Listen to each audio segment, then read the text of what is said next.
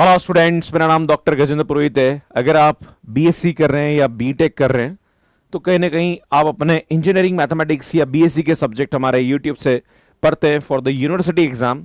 पर स्टूडेंट, अगर आप कॉम्पिटेटिव एग्जाम्स की तैयारी कर रहे हैं, चाहे वो गेट एग्जाम हो, चाहे वो आईआईटी जेम एग्जाम हो, तो कहीं ना कहीं जो बेसिक्स होते हैं वो स्टूडेंट्स के थोड़े से प्रॉब्लम वाले होते हैं, क्योंकि आप थ्योरी कंटेंट तो पढ़ते हैं पर कैसे कंसेप्ट को हम क्वेश्चन में अप्लाई करें, ये कहीं ना कहीं स्टूडेंट्स के लिए चैलेंज होता है। तो ये सीरीज उन सभी स्टूडेंट्स के लिए हेल्पफुल है कि अगर आप बीएससी कर रहे हैं या बीटेक कर रहे हैं और साथ में इंजीनियरिंग मैथमेटिक्स के साथ अगर आप गेट एग्जाम की तैयारी कर रहे हैं या आप मैथ्स के साथ आईआईटी जेम एग्जाम की तैयारी कर रहे हैं, तो ये बेसिक सी जो सीरीज है ये आपके लिए बहुत ही हेल्पफुल है। सुन, आज मैं आपके सामने बताने वाला हूं बेसिस एंड डायमेंशन और साथ में लीनियरली इंडिपेंडेंट और लीनियरली डिपेंडेंट का कंसेप्ट। इससे पहले मैंने काफी सारे लीनियर अलजेब्रा पे वीडियोस अपलोड किए, साथ में मैं कुछ प्रीवियस ईयर क्वेश्चंस भी आपके साथ डिस्कस करूंगा। बात करते हैं linear combination of a set of vectors. So linear combination क्या होता है? अगर हमारे पास कोई भी वेक्टर दे रखा, नॉर्मली ये जो भी बात होती है वेक्टर स्पेस पे बात होती है, पर स्टूडेंट बताना चाहता हूं कि लीनियर अलजेब्रा के अंदर वेक्टर स्पेस का जो पोर्शन होता है फॉर इंजीनियरिंग मैथमेटिक्स गेट वो बहुत ही कम होता है। तो आपको थोड़ा सा बेसिक आइडिया होना चाहिए, इससे ज्यादा आइडिया की जरूरत नहीं है। सुन, यहाँ पे हमारे पास वेक्टर स्पेस होता है वो हमेशा फील्ड पे डिफाइन होता है, जो फील्ड का एलिमेंट होता है वो हमेशा स्केलर होता है, और जो हमारे पास बाहर वी सेट होता है जो कि फील्ड पे वेक्टर स्पेस बनाता है, सुन इसको हम वेक्टर्स बोलते हैं। सुन, जो भी हमारे पास स्केलर और वेक्टर्स है इसका लीनियर कॉम्बिनेशन जो होता है उसको हम इस तरह से लिख सकते हैं। मान लीजिए बहुत सारे हमारे पास स्केलर और वेक्टर्स है, तो ये आएगा हमारे पास v1 alpha 1 plus v2 alpha 2 plus v3 alpha 3। इस तरह से हमारे पास जो होते हैं अल्फा एन वी एन, ये हमारे पास क्या कहलाता है? सुन, लीनियर कॉम्बिनेशन कहलाता है। अब ये जो लीनियर कॉम्बिनेशन है ये लीनियरली डिपेंडेंट भी हो सकता है, लीनियरली इंडिपेंडेंट भी हो सकता है। सुन, यहां पे जो भी हमारे पास वेक्टर्स होते हैं वो लीनियरली डिपेंडेंट और इंडिपेंडेंट भी होते हैं। यहां पे एक स्पैनिंग सेट का कंसेप्ट भी होता है। इसमें मैं आपके सामने थोड़ा सा एक कंसेप्ट बताना चाहता हूं। नॉर्मली हमारे पास R2 ओवर R एक वेक्टर स्पेस होता है जो कि इस प्रकार से होता है XY such that X, Y belongs to R। ये हमारे पास एक वेक्टर स्पेस है, राइट। अगर मैं यहां पे ये जो R है यहां से कुछ स्केलर्स लेता हूं, मान लीजिए मैंने अल्फा एंड बीटा दो मैंने यहां पे R से लिए जो कि बिलोंग्स टू R है, और सुन यहां पे R2 से मैंने 1 0 एंड 0 1 ये दोनों मैंने कहां से लिए? स्टूडेंट R2 से लिए। अगर मैं इनका लीनियर कॉम्बिनेशन बनाता हूं तो इसको बोलते हैं लीनियर कॉम्बिनेशन का जो सेट होता है इसको हम स्पैनिंग सेट बोलते हैं, और ये आएगा हमारे पास अल्फा 1 0 प्लस बीटा 0 1। ये हमारे पास क्या होगा? सुन, एक लीनियर स्पान होगा या लीनियर कॉम्बिनेशन होगा।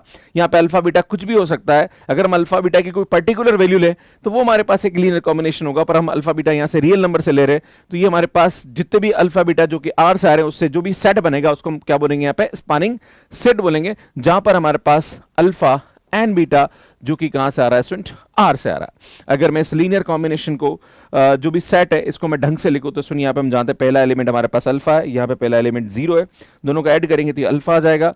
सुन, यहां पे अल्फा जब 0 से मल्टीप्लाई 0 और ये बीटा, इन दोनों को ऐड करेंगे तो ये बीटा आ जाएगा such that alpha beta belongs to R, है ना।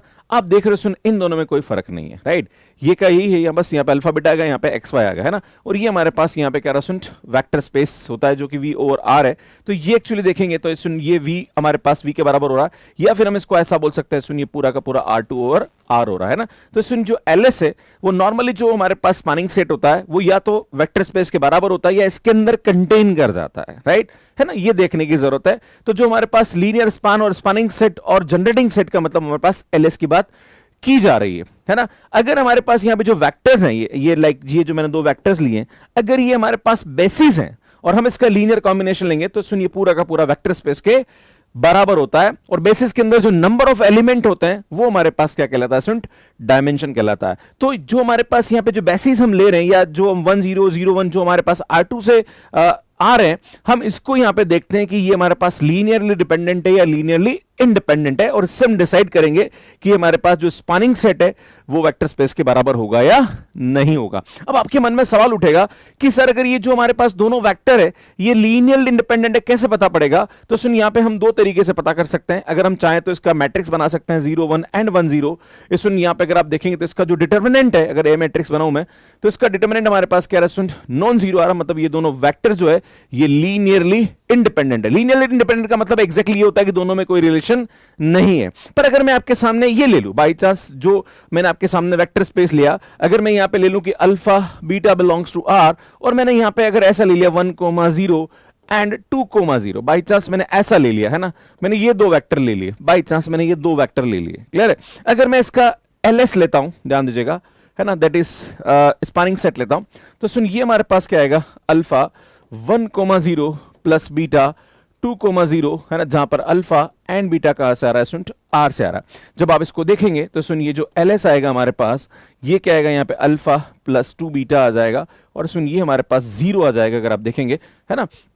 और आप देख रहे हैं सुन यहाँ पे अल्फा एंड बीटा ये आ रहा आर से, तो सुन यहाँ पे वो सभी एलिमेंट आ रहे हैं जहां पर यहाँ पे 0 आ रहा है और यहाँ पे नॉन 0 आ रहा है ना, जबकि हमारे पास वेक्टर स्पेस पे दोनों तरफ हमारे पास यहाँ पे आर से एलिमेंट आ रहे हैं, तो ये भी नॉन 0 और ये भी 0 और 0 0 भी हो सकता है ना। पर सुन यहाँ पे हमारे पास स्पेसिफिक 0 आ रहा है यहाँ पे, इसका मतलब ये जो होगा ये एलएस ये R2 ओवर R के अंदर क्या करेगा, कंटेन करेगा, ये बराबर नहीं होगा। इसका मतलब ये हुआ कि ये जो दोनों वेक्टर्स हैं यहाँ पे जो हमने लिए हैं, ये लीनियरली इंडिपेंडेंट नहीं है, ये डिपेंडेंट है। और आप सामने देख रहे हो स्टूडेंट, इन दोनों वेक्टर में अगर मैं इसकी वेक्टर की बात करूं और इसकी बात करूं तो ये इसका 2 टाइम्स है। अगर आप बात करें यहाँ पे v1 वेक्टर हमने लिया यहाँ पे 1,0 और v2 वेक्टर लिया हमने 2,0, इस यहाँ पे जब भी हम डिपेंडेंट की बात करते हैं वहां कोई ना कोई रिलेशन होता है। जैसे मान लीजिए पिता और पुत्र है ना, ये दोनों एक दूसरे पे डिपेंड करते हैं, और जब डिपेंड करते हैं मतलब यहाँ पे क्या होता है, सुन एक रिलेशनशिप होता है ना।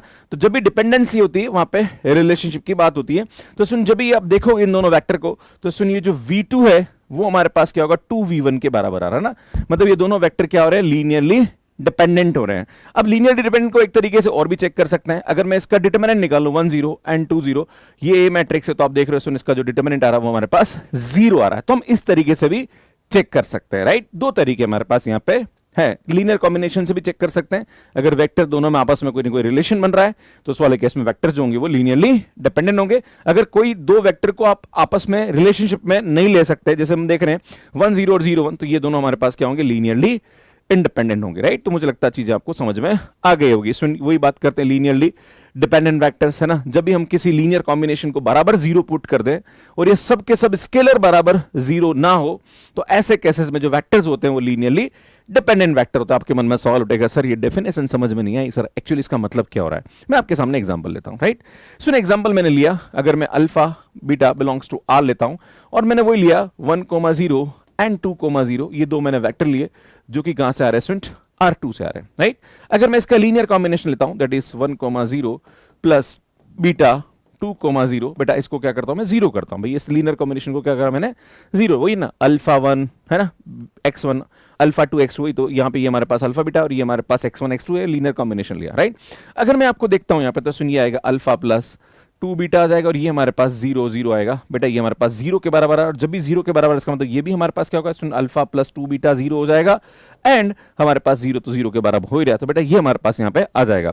अब ये बोल रहा है कि ये जो अल्फा बीटा की वैल्यू नॉन जीरो अगर हो और उस पर ही अगर बाई चांस कंडीशन सेटिस्फाई हो रही है, इट मींस ये क्या हो रहा है स्टूडेंट, यहाँ पे लीनियरली डिपेंडेंट हो जाएगा। मतलब ये जो हमारे पास स्केलर्स है ये जीरो नहीं हो, है ना, कुछ पर्टिकुलर नॉन जीरो वैल्यू के लिए भी ये जीरो आ जाए, है ना। तो इसमें आप देखेंगे कि अल्फा हमारे पास माइनस का 2 बीटा आ रहा है। आप यहां पे देखेंगे सुन बीटा की कोई भी वैल्यू ले लो, जैसे मान लीजिए अगर मैं बीटा की वैल्यू 1 लूं और अल्फा की वैल्यू -2 लूं, तो उस वाले केस में सुन ये हमारे पास क्या रहा 0, और अगर आप यहां पे अल्फा की वैल्यू -2 रखोगे, बीटा की वैल्यू रखोगे, तो बेटा ये लीनियर कॉम्बिनेशन क्या आ रहा है 0 आ रहा है। मतलब अल्फा बीटा की नॉन जीरो वैल्यू के लिए भी हमारे पास लीनियर कॉम्बिनेशन क्या आ रहा है 0 आ रहा है। अगर ऐसा होता है तो लीनियरली डिपेंडेंट वेक्टर कहलाता है। पर आपके मन में सवाल उठेगा, सर यार बात समझ में नहीं आई गुरुजी, थोड़ा सा कंफ्यूजन हो रहा है। अगर मैं आपके सामने ये लेता हूं, सुन alpha beta belongs to R लिया और मैंने आपके सामने लिया 1,0 एंड 0,1 बिलोंग्स टू R2 लिया, मैंने आपको बताया था कि ये लीनियरली इंडिपेंडेंट होता है। तो सर ये थोड़ा सा ज्ञान दे दीजिए कि एक्चुअली मतलब क्या हो रहा है। तो सुन मैं क्या करता हूं, इसके साथ लीनियर कॉम्बिनेशन बनाता हूं, है ना, बीटा 0,1 और इसको बराबर 0 करता हूं। जब इसको लिखेंगे तो सुनिए अल्फा बीटा बराबर हमारे पास क्या है 0, इसका मतलब अल्फा भी 0 आ रहा है और बीटा भी 0 आ रहा है, राइट। तो आप देख रहे हो सुन, जब भी लीनियर कॉम्बिनेशन हम 0 करें हमारे पास जो अल्फा बीटा जो स्केलर है उसकी वैल्यू अगर यहां पे लीनियर कॉम्बिनेशन 0 आ रहा है तो उसके अल्फा और बीटा की वैल्यू 0 के अलावा कोई दूसरी नहीं होनी चाहिए। 0 के अलावा कोई दूसरी वैल्यू नहीं आ रही है, 0 0 ही इसको 0 कर रहा है, इसके अलावा कोई दूसरी वैल्यू 0 नहीं कर रही है, इट मींस ये लीनियरली इंडिपेंडेंट होंगे। बट सुन यहां पे अल्फा बीटा की 0 0 के अलावा बहुत सारी ऐसी वैल्यू है जिस पे इसका लीनियर कॉम्बिनेशन क्या आ रहा है स्टूडेंट, 0 आ रहा है। देखो आप यहां पे अगर मैं अल्फा की वैल्यू -2 रखूं यहां पे, है ना, और बीटा की वैल्यू 1 रखूं, देखो भैया ये 0 0 आ गया, है ना, है ना। तो बेटा बहुत सारी वैल्यू, अगर यहाँ पे बीटा की वैल्यू 2 और अल्फा की वैल्यू -4 ले लो, है ना, तो ऐसी बहुत सारी अल्फा और बीटा हमारे पास नॉन जीरो एग्जिस्ट करेंगे जिससे कि इसका लीनियर कॉम्बिनेशन 0 हो जाए। अगर ऐसा होता है तो वेक्टर हमारे पास लीनियरली डिपेंडेंट होते हैं। अगर 0 0 मतलब स्केलर 0 0 के अलावा कोई दूसरी वैल्यू नहीं रखता है उसकी लीनियर कॉम्बिनेशन को 0 करने के लिए, तो ऐसे केसेस में जो वेक्टर्स होते हैं वो लीनियरली इंडिपेंडेंट वेक्टर होते हैं। यहां पे देखिए हमारे पास जो लीनियर कॉम्बिनेशन 0 आ रहा है, जो हमारे पास स्केलर्स है उसकी वैल्यू 0 आनी चाहिए, इसके अलावा कोई दूसरी वैल्यू नहीं आनी चाहिए। अगर ऐसा है तो वेक्टर्स हमारे पास लीनियरली इंडिपेंडेंट हो जाते हैं। सुन बेसिस का मतलब क्या होता है, अभी मैंने आपके सामने बताया था कि जो भी हमारे पास मैं आपके सामने बताना चाहता हूं, यहां पे मैंने अभी आपके सामने एग्जांपल लिया था कि अल्फा बीटा बिलोंग्स टू, हमारे पास यहां पे ले लिया मैंने आर और 1,0 एंड 0,1 मैंने ये R2 से लिया और मैं आपके सामने बात कर रहा हूं एक वेक्टर स्पेस है जो कि R2 ओवर R की बात कर रहे हैं यहां पे, है ना। तो मैंने आपके सामने बोला था कि जो LS होता है वो हमारे पास यहां पे क्या होता है, सुन alpha 1,0 plus beta 0,1 such that alpha and beta belongs to R हमारे पास यहां पे आ रहा है। अगर आप इसको सिंप्लीफाई करेंगे तो सुनिए आएगा अल्फा बीटा, है ना, जो कि हमारे पास इसको सिंप्लीफाई करने पर आएगा। और आप देख रहे हैं सुनिए पूरा का पूरा हमारे पास R2 ओवर R ही बन रहा है ना, जो कि हमारे पास वेक्टर स्पेस था जो मैंने आपको बताया था। इस सुनिए LS पूरा का पूरा हमारे पास ये बन गया और ये जो 1,0 और 0,1 इसके क्या हो जाएंगे सुन, बेसिस हो जाएंगे। और ये दोनों Li भी है और ये LS बराबर V भी बना रहा है, मतलब ये दोनों बेसिस हो जाएंगे। एक और होता है डायमेंशन का कंसेप्ट। तो डायमेंशन क्या होता है सुन, जितने भी हमारे पास वेक्टर्स होते हैं जो कि Li होते हैं और वो उसका जो लीनियर कॉम्बिनेशन का सेट होता है वो V बनाता है, तो वो हमारे पास नंबर ऑफ एलिमेंट जो होते हैं या नंबर ऑफ वेक्टर्स जो होते हैं वो उसका डायमेंशन कहलाता है। तो अगर आपसे बोला जाए कि इसका डायमेंशन कितना होगा तो बेटा यहाँ पे वेक्टर्स कितने हो रहे हैं, 2, मतलब इसका जो डायमेंशन होगा अगर आपसे बोला जाए कि what is the dimension of R2 over R, तो बेटा इसका जो डायमेंशन होगा वो हमारे पास 2 हो जाएगा। इसी प्रकार से अगर आपसे ये बोला जाए कि what is the dimension of Rn over R, तो सुन ऐसे केसेस में इसका डायमेंशन क्या होता है सुन, n होता है। अब आपके मन में सवाल उठेगा सर अगर बाई चांस डायमेंशन n अगर यहाँ पे Rn ओवर R n है और अगर एक ज्यादा वेक्टर ले लें हम लोग तो उस वाले केस में वो फिर LD हो जाएगा, राइट। देखो ये 2 हमने लिए, अगर मैं तीसरा ले लूंगा यहाँ पे कोई भी तो उस वाले केस में फिर ये क्या बना देगा स्टूडेंट, लीनियरली डिपेंडेंट बना देगा। क्लियर है। तो ये ध्यान देने की वो मिनिमम वेक्टर है ना जिसका लीनियर कॉम्बिनेशन हमारे पास 0 करें तो बाकी सब स्केलर 0 हो जाए, मतलब वो Li हो जाए और LS बराबर हमारे पास क्या हो जाए, V हो जाए। अगर ऐसा हो जाए तो वो हमारे पास क्या कहलाता है, बेसिस कहलाता है। और उसके अंदर नंबर ऑफ एलिमेंट होते हैं वो हमारे पास क्या कहलाता है, सुन इसके डायमेंशन कहलाते हैं। डायमेंशन के बारे में थोड़ा सा आइडिया और दे देता हूं। नॉर्मली हमारे पास जो वेक्टर स्पेस होते हैं, ना, अगर आपको वेक्टर स्पेस के बारे में आइडिया नहीं तो मेरे यूट्यूब पे आप वीडियोस देख सकते हैं। अगर मैं आपके सामने बताऊं तो Q over Q vector space होता है, R over R vector space होता है, C over C vector space होता है, उसके बाद C over Q vector space होता है, R over Q vector space होता है, उसके बाद यहाँ पे हमारे पास C over R vector space होता है। क्लियर है। अगर इन सभी वेक्टर स्पेस के डायमेंशन की बात करी जाए, सुन जब भी सेम होता है उस वाले केस में डायमेंशन हमेशा क्या होता है सुन, 1 1 1 होता है, मतलब इसका डायमेंशन 1 होगा। अगर यहाँ पे अंदर Q आ रहा है और बाहर हमारे पास C या R आ रहा है उस वाले केस में इसका डायमेंशन होता है वो इनफाइनाइट होता है। बेटा इस वाले केस में इसका डायमेंशन इनफाइनाइट होगा और C ओवर R में इसका जो डायमेंशन होगा वो हमारे पास यहाँ पे क्या होता है स्टूडेंट, 2 होता है, क्योंकि 1 एंड आयोटा से क्या होता है स्टूडेंट, जनरेट होता है ना। तो इसका डायमेंशन हमारे पास क्या हो जाता है स्टूडेंट, 2 हो जाता है। अगर आपसे कोई ये बोले कि सर Q ओवर Q का डायमेंशन हमारे पास 1 आ रहा है, अगर Q2 ओवर Q आ जाए तो बेटा उस वाले केस में 2 हो जाएगा। अगर आपसे बोला जाए कि R ओवर R का डायमेंशन 1 है तो R2 ओवर R है तो बेटा क्या हो जाएगा, उस वाले केस में 2 डायमेंशन हो जाता है ना। तो डायमेंशन का मतलब ये होता है कि ऐसे कितने लीनियरली इंडिपेंडेंट वेक्टर्स जो पूरा का पूरा वेक्टर स्पेस जनरेट कर दे। क्लियर है। तो यही हमारे पास यहाँ पे इसकी परिभाषा डायमेंशन की दी है। कुछ क्वेश्चंस करते हैं, समझने की कोशिश करते हैं। इस तरह आपसे बोला जा रहा है कि अगर देखो ट्रिक क्या है कि अगर हमारे पास 3 वेक्टर्स दे रखे हैं that is u v w be given set and one vector is linear combination of another 2 then S is LD। अगर बाई चांस देखो मैंने आपको बोला है कि 3 वेक्टर लीनियरली डिपेंडेंट कब होंगे, जब इन तीनों को आप कुछ ना कुछ रिलेशन बना दो, है ना। डिपेंडेंसी तभी होती है जब रिलेशनशिप आती है, अब दिमाग में याद रखिए, है ना। जो आदमी किसी पे डिपेंडेंट नहीं है, मतलब वो क्या है, सुन, कोई रिलेशनशिप नहीं रखता है, मतलब वो इंडिपेंडेंट इंसान है, राइट। तो आपको ये पूछा जा रहा कि choose the correct set of function which are linearly dependent, है ना। ऐसे कौन से हमारे पास यहाँ पे तीन फंक्शन है जो कि लीनियरली डिपेंडेंट है। तो आपको ये पता लगाना कि दो को अगर हम जोड़ें या घटाएं तो कोई तीसरा आ जाए, तो सुन वो हमारे पास सिर्फ ये सी ऑप्शन है, क्योंकि अगर आप देखेंगे तो सुन हम जानते हैं cos 2x की जो वैल्यू होती है वो cos square x minus sine square x होती है ना। तो यहां पे हमारे पास क्या हो रहा है, सुन, इन तीनों के बीच में एक रिलेशन आ रहा। अब आपके मन में सवाल उठेगा, सर रिलेशन तो इसमें भी आ जाएगा सर कुछ ना कुछ, अगर cos 2x करेंगे सर इसका स्क्वायर नहीं, ऐसा नहीं है ना। आपको फंक्शन को एज इट इज रखना है, जोड़ना है या घटाना है ना। आप उसके अंदर कुछ भी तोड़ मरोड़ नहीं सकते हो आप, क्लियर है। ये ध्यान देने की। आप बोलोगे सर tan x है तो sir tan x is equal to, हम ऐसा कर सकते हैं सर ये sin x upon cos x, तो सर इसको भी तो हम लिखना, नहीं नहीं नहीं नहीं, ये ऐसा नहीं लिख सकते आप, फ्रैक्शन में नहीं लिख सकते आप। जोड़ना, लीनियर कॉम्बिनेशन का मतलब क्या होता है, अल्फा 1 कोई भी किसी स्केलर से आप मल्टीप्लाई कर सकते हैं, अल्फा 2 v2, है ना। ये इस प्रकार से लीनियर कॉम्बिनेशन होता है ना। तो आप इस प्रकार से ले सकते हैं, पर किसी को भी आप पावर नहीं लगा सकते हैं, ना उसको फ्रैक्शन में कर सकते हैं, है ना, ऐसा आप नहीं कर सकते। तो सुनो हमारे पास सी ऑप्शन ही ऐसा आ रहा है। सुनिए यहां पे एक बात ध्यान देने की जरूरत है कि दो वेक्टर का अगर डॉट प्रोडक्ट 0 है तो वो म्यूचुअली परपेंडिकुलर होता है। अगर दो वेक्टर का यहां पे u डॉट u1 आ रहा है तो वो यूनिट वेक्टर आता है। सुनिए हम वेक्टर कैलकुलस में भी पढ़ते हैं। और अगर किसी का डिटरमिनेंट 0 आ रहा है तो हम जानते हैं वो वेक्टर हमारे पास क्या होता है, सुन, लीनियरली डिपेंडेंट आता है। अब आपसे बोला जा रहा है कि विच of the following describe the relationship among the three vectors. सुनिए गेट मैकेनिकल 2014 में पूछा गया है, तो हमारे पास तीन वेक्टर्स दे रखे हैं, आपसे पूछा जा रहा है कि क्या म्यूचुअली परपेंडिकुलर है, तो भैया परपेंडिकुलर तो नहीं आ रहा है। अगर इन दोनों का डॉट प्रोडक्ट भी आप लेंगे तो सुनिए 2 आ रहा है, ये 3 आ रहा है, ये 1 आ रहा है, किसी केस में 0 नहीं हो सकता है। इसी प्रकार से कोई भी देखो सब प्लस प्लस आ रहे हैं, तो भाई प्लस प्लस आ रहा है तो डॉट प्रोडक्ट कभी 0 नहीं होगा, है ना। तो सुनिए म्यूचुअली परपेंडिकुलर तो नहीं बन रहा है। सुन बात करी जाए यूनिट वेक्टर के बारे में, जैसे मैं आपसे बोलूं कि i प्लस जे प्लस के अगर यूनिट वेक्टर होगा तो सुन यहां पे हम क्या जानते हैं, यूनिट वेक्टर के वाले केस में यहां पे क्या होता है, सुन, इन सब का अगर मैं मॉडुलस लूं तो इसकी वैल्यू 1 आनी चाहिए, है ना। तो बेटा यहां पे हमारे पास अगर आप बात करेंगे तो 1 1 1 तो ये 3 आ रहा है ना। अगर आप बात करेंगे सुन यहां पे इसका देखें यहां पे, तो हमारे पास वैसे देखा जाए तो यूनिट वेक्टर बनाने के लिए आपको यहां पे 1 plus 1 square plus 1 square plus 1 ऐसा होगा, तो ये हमारे पास क्या होगा, सुन, एक यूनिट वेक्टर होगा, क्योंकि हमारे पास ये 1/√3 1/√3 1/√3 का स्क्वायर करके रूट करेंगे तो उस वाले केस में ये 1 आता है, राइट। पर ऐसा नहीं हो रहा है ना। अल्टीमेटली होता क्या है, जब भी हमारे पास i j के ये यूनिट वेक्टर कब होगा, जब इसके कोफिशिएंट का स्क्वायर करके रूट करें वो 1 आ जाए, है ना। पर सुन स्क्वायर करके रूट करेंगे तो √3 आ रहा है, मतलब ये हमारे पास यूनिट वेक्टर तो नहीं आ रहा है। खुद को खुद के साथ प्रोडक्ट करो तो 1 आना चाहिए, तो वो भी नहीं बन रहा है ना। तो सुनिए हमारे पास यहाँ पे यूनिट वेक्टर तो नहीं होगा। अब देखना है डिपेंडेंट या इंडिपेंडेंट, तो सुन हम क्या करेंगे, इसकी मैट्रिक्स, इसकी कोफिशिएंट की मैट्रिक्स बना देते हैं ना। तो सुन i j के तो 1 1 1 आएगा, फिर हमारे पास आ रहा है 2 3 1 आ रहा है, एंड ये आ रहा है 5 6 4। आप क्या करें, इसका डिटरमिनेंट निकाल दीजिए। अगर इसका डिटरमिनेंट 0 आ रहा है मतलब ये डिपेंडेंट है, अगर इन नॉन 0 आ रहा है तो ये इंडिपेंडेंट है ना। तो क्या करते हैं, इसका डिटरमिनेंट निकालने का मैंने एक शॉर्ट ट्रिक बता रखा है। सुन क्या करेंगे, 1 4 यहाँ लिख देंगे, 1 5 यहाँ लिख देंगे।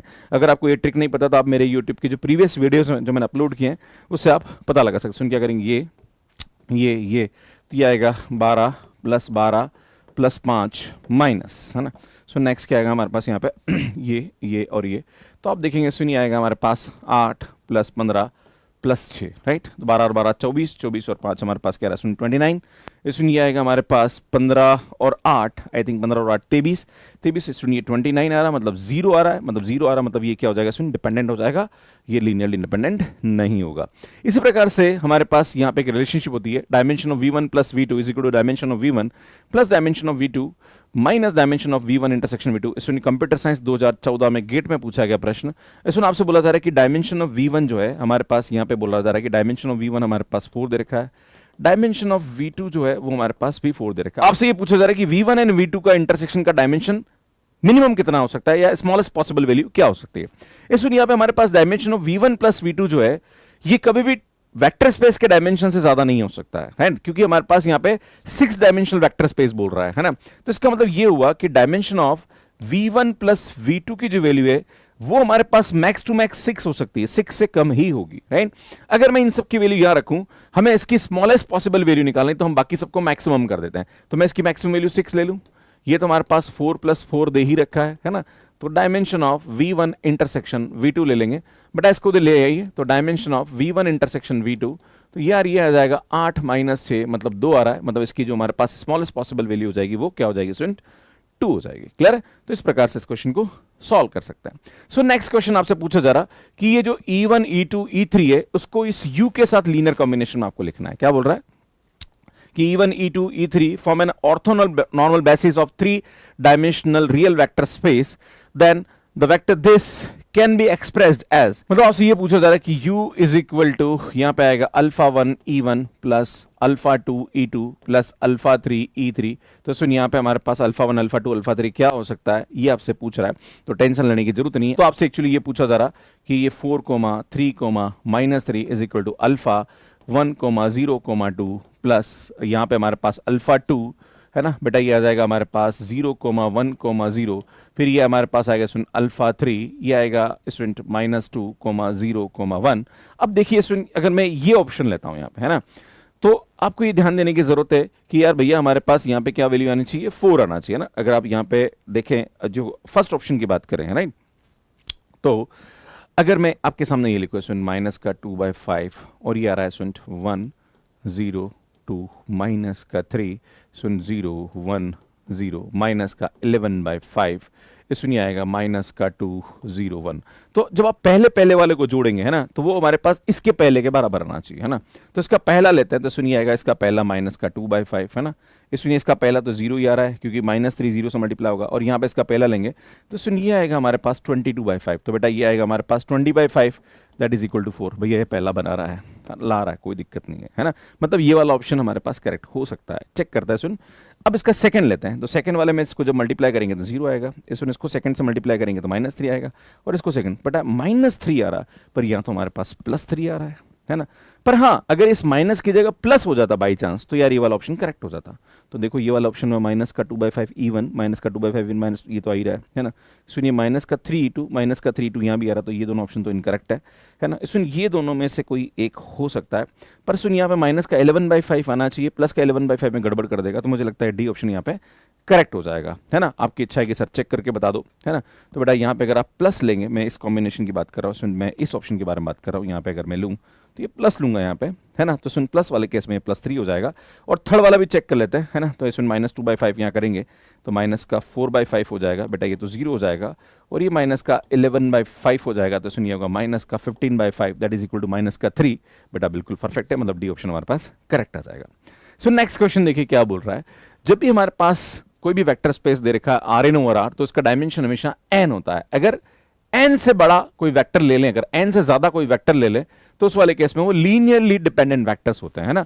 n+1 करेंगे तो वो लीनियरली डिपेंडेंट होंगे, क्योंकि देखो जो भी हमारे पास डायमेंशन होता है वो हमेशा लीनियरली इंडिपेंडेंट वेक्टर से बनता है ना। तो मतलब n लीनियरली इंडिपेंडेंट वेक्टर्स होंगे, जैसे ही बढ़ा देंगे तो वो डिपेंडेंट हो जाएंगे। क्लियर है? तो उसी में बेस्ड एक क्वेश्चन है जो कि इलेक्ट्रॉनिक्स 2020 में पूछा गया है, और क्वेश्चन ये बोल रहा है कि V1 V2 V3 आर 6। बेटा ये कितने वेक्टर है? 6 वेक्टर्स है, और डायमेंशन क्या दे रखा है बेटा? 4 दे रखा है ना। ये हमारे पास R4/R है, मतलब 4 वेक्टर्स दे रखे हैं हमारे पास, मतलब हमारे पास इसका डायमेंशन जो दे रखा है 4 दे रखा है, और वेक्टर 6 दे रखे हैं। तो ऑब्वियसली अगर ये 6 वेक्टर आपस में लीनियरली डिपेंडेंट होंगे, है ना, then which of the following statement is false? पहला, these vectors are not linearly independent. Yes, it is true. बेटा ट्रू है, क्योंकि 6 और वो 4 है, तो 4 से ज्यादा है मतलब डिपेंडेंट है ना। Next, any 4 of this form a basis of R4। कोई भी 4 जो होंगे वो हमारे पास यहाँ पे इसका बेसिस बना सकते हैं। तो देखो जरूरी नहीं है, क्योंकि 6 में से कुछ ऐसे भी होंगे जो बना भी सकते हैं, नहीं भी बना सकते हैं ना। हमें एग्जैक्टली 4 कौन से होंगे वो हमें नहीं पता है ना। तो यहाँ पे आपको जो बी ऑप्शन बोल रहा है वो बोल रहा है कि any 4 of this vectors form a basis of R4। तो भैया कोई भी 4 है उसमें LD भी हो सकते हैं। हाँ, अगर यहाँ पे ये बोला जाता कि there exist any 4 of this vectors form a basis of R⁴ तो ये करेक्ट हो जाता, क्योंकि देयर एग्जिस्ट बोल रहा है, तो हाँ ऐसा एग्जिस्ट करेगा। बट स्टूडेंट कोई भी 4 अगर ले ले और उसमें से हमने LD ले लिया तो ये हो जरूरी नहीं है, तो सुनिए हमारे पास फॉल्स हो जाएगा, है ना। ये ट्रू नहीं है, गलत है। It is not necessary that this vectors span R4। Span R4 का मतलब ये होता है कि जो भी हमारे पास इसका लीनियर कॉम्बिनेशन ले तो पूरा का पूरा वो R⁴ पूरा का पूरा वो R4 बना दे। तो हाँ सही है, मतलब कोई भी अगर हमारे पास यहाँ पे 4 लें और हो सकता है उनमें से कोई LD ले लिया तो वो R4 बना दे, जरूरी नहीं है ना। तो स्टूडेंट ये भी हमारे पास क्या जाएगा? ट्रू हो जाएगा। If V1 V3 V5 V6 स्पान्स R4, ये बोल रहा है कि अगर ये R4 को स्पान कर रहा है, इसमें कौन स्पान करता? बेसिस स्पान करता। भाई स्पान का मतलब क्या होता है कि भाई उसका LS जो है वो हमारे पास क्या बन जाए? R4 बन जाए, है ना। भाई ये तो बोल रहा है यहाँ पे कि ये चारों R4 को स्पान कर रहे हैं, इसका मतलब ये जो चारों होंगे ये क्या होंगे, बेसिस होंगे, है ना, बेसिस होंगे, बिल्कुल सही है यार, ये भी ट्रू है हमारे पास। तो सुन फॉल्स पूछ रहा है, मतलब बी ऑप्शन हमारे पास यहाँ पे क्या हो जाएगा। सो नेक्स्ट क्वेश्चन देखिए, if the vectors these are linearly dependent, then what is the value of x? Very easy question. So independent है तो इसका जो हमारे पास डिटरमिनेंट आएगा वो क्या आएगा, सुन जीरो आ जाएगा। तो भैया कुछ नहीं करना है यार आपको, है ना, यहाँ पे क्या करना है, इसका मैट्रिक्स बना दो, डिटरमिनेंट को जीरो कर दो, है ना। तो यार ये 2 1 यहाँ लिख देंगे, है ना, और ये 1 2 यहाँ लिख देंगे, ये तो सुनिए आएगा हमारे पास 42, है ना, सुनिए आएगा प्लस का 3, इनको मल्टीप्लाई कर रहे हैं, माइनस का 2x माइनस, अब हम करेंगे सुन इसको, है ना, ये तो सुनिए आएगा माइनस का 7 प्लस ये आएगा हमारे पास 12 प्लस का हमारे पास 3x और बराबर 0 कर दीजिए, है ना। जब इसको करेंगे तो यार ये आएगा 45 माइनस का 2x, सुनिए आएगा हमारे पास माइनस का 5 और माइनस का 3x इज इक्वल टू 0। तो बेटा ये आएगा माइनस का 5x और यहाँ पे हमारे पास 40 आ रहा, बेटा इस 40 को उधर लेके जाओगे तो ये माइनस का 40 हो जाएगा। तो x की वैल्यू हमारे पास यहाँ पे क्या आ जाएगी, सुन 8, मतलब 8 हमारे पास यहाँ पे क्या जाएगा, करेक्ट आंसर आएगा। तो इस प्रकार से इस क्वेश्चन को सॉल्व कर सकते हैं। सुन ये क्वेश्चन कमेंट बॉक्स के लिए इसको सॉल्व करने में कितना टाइम लग रहा है प्लीज कमेंट करके जरूर बताइए। कैसा लगा आपको कंटेंट? अगर आप गेट 2027 एग्जाम की तैयारी कर रहे हैं तो इंजीनियरिंग मैथमेटिक्स बहुत बड़ा रोल प्ले करने वाला है। सुन हमारा इंजीनियरिंग मैथ्स का कोर्स है वो आपको 2999 में मिल जाएगा, जो कि अर्ली बर्ड ऑफर में हमने दिया है और इस इंडिपेंडेंस डे पे आपको ये बेनिफिट दिया जा रहा है। तो आप course maths care digital application पे ले सकते हैं। सुन civil, mechanical, electrical, computer science and data science है या फिर आप और भी ब्रांचेस हैं, इन सभी के जो इंजीनियरिंग मैथमेटिक्स का कंटेंट हमने यहाँ पे इस एप्लीकेशन पे दिया है, जहां पर आप हमारे कोर्सेज को बाय कर सकते हैं। सुनिए जो कोर्स है ये रिकॉर्डेड है, यहाँ पे पीडीएफ है, टेस्ट सीरीज है, सब कुछ हम प्रोवाइड करने वाले हैं। एंड अगर आप लेना चाह रहे हैं तो मैथ्स केयर डिजिटल एप्लीकेशन जो कि एंड्रॉइड एंड आईओएस पे अवेलेबल है, वहां से आप हमारे एप्लीकेशन को डाउनलोड कर लीजिए। आपको यहाँ पे हमारे कोर्सेज दिख जाएंगे, जहां पर गेट इंजीनियरिंग मैथमेटिक्स का प्लस एआई का कोर्स दोनों आपको यहाँ पे मिल जाएगा। तो इस प्रकार से आप हमारे कोर्स को मैथ्स केयर एप्लीकेशन में यहाँ पे बाय कर सकते हैं। आप अपने आप को रजिस्टर करेंगे एंड पे नाउ पे जाके आप कोर्स को बाय कर सकते हैं। तो सुनिए पूरा का पूरा मैंने बताया किस प्रकार से आप हमारे कोर्सेज को एक्सेस कर सकते हैं। प्लस आपके लिए मैंने ये YouTube channel dedicated engineering students के लिए बनाया है, प्लस टेक स्किल्स के लिए बनाया है। तो आप इस चैनल को सब्सक्राइब कर लीजिए, काफी अच्छा कंटेंट आने वाले समय में आपको यहाँ पे मिलने वाला है। बाकी आप हमारा कोर्स बाय कर सकते हैं, एआई का कोर्स भी आपके लिए अवेलेबल है। बाकी हम CSIR NET, GATE, IIT JEE भी पढ़ाते हैं, इनके कोर्सेज भी आप एक्सेस कर सकते हैं। ये हमारा मैथ्स केयर डिजिटल एप्लीकेशन है जो कि एंड्रॉइड एंड आईओएस पे अवेलेबल है। यहाँ पे आपको गेट इंजीनियरिंग मैथ्स का कोर्स मिल जाएगा और आने वाले समय में हम गेट जनरल एप्टीट्यूड का कोर्स भी बहुत जल्दी लेके आने वाले हैं। तो बने रहिए हमारे साथ, काफी अच्छा कंटेंट आपको मिलने वाला है। सुन कमेंट करके जरूर बताइएगा कि ये क्लास आपके लिए कितनी हेल्पफुल थी। Thank you.